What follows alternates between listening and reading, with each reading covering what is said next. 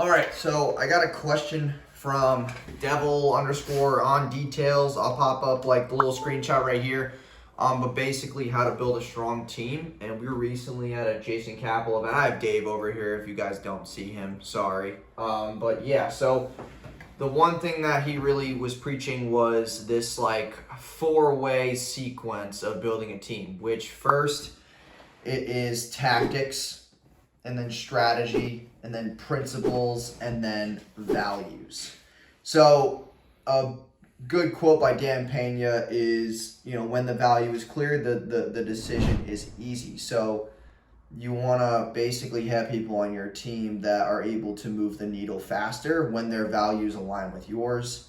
Value drives decisions, and values always act as a code for how your team will act when you're not around. So like that's a big thing actually to branch off that is like you need to build a team that's able to do things when you are basically out of the picture. Like when you decide to go on a vacation or you decide to leave or like you have to take care of something important, like if it's personal, whatever the case may be, you need to be able to have your team compensate for your absence.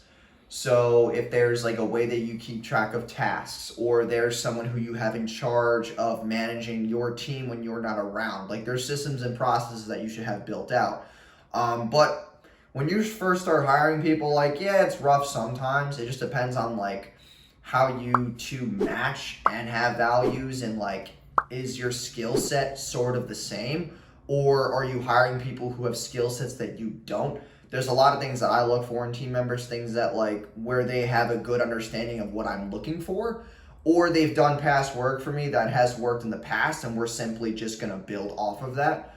But it's mostly about just a relationship. Like if you can get along and they have a skill that you don't, then it works out the best. It's kind of like with me, like I didn't really want people to live with me and do work with me unless they've done work for me in the past and it was good and it worked well. And plus, like, you can tell by like the way people post or the things that they do in their spare time, or like what kind of person they are, if they actually belong with you. So it's like, Dave here is very like religious, and like work that he's done for me in the past has been good. So it kind of made sense.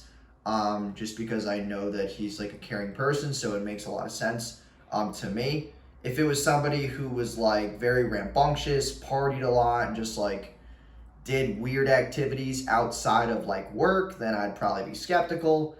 So I was like, that would make the most sense to me when choosing team members. Like, look at how they act outside, and then obviously see how they work within you. Because when you're working with a team, like, you actually need to get shit done.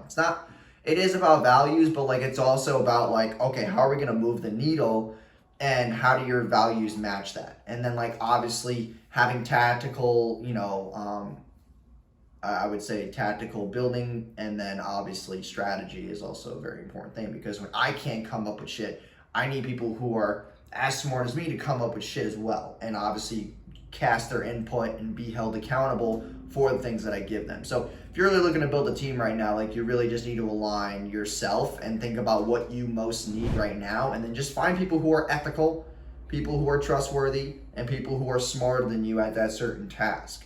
And then, obviously that way of trust will allow the relationship to grow more. So yeah, thanks for the question, and I'll see you guys in the next video.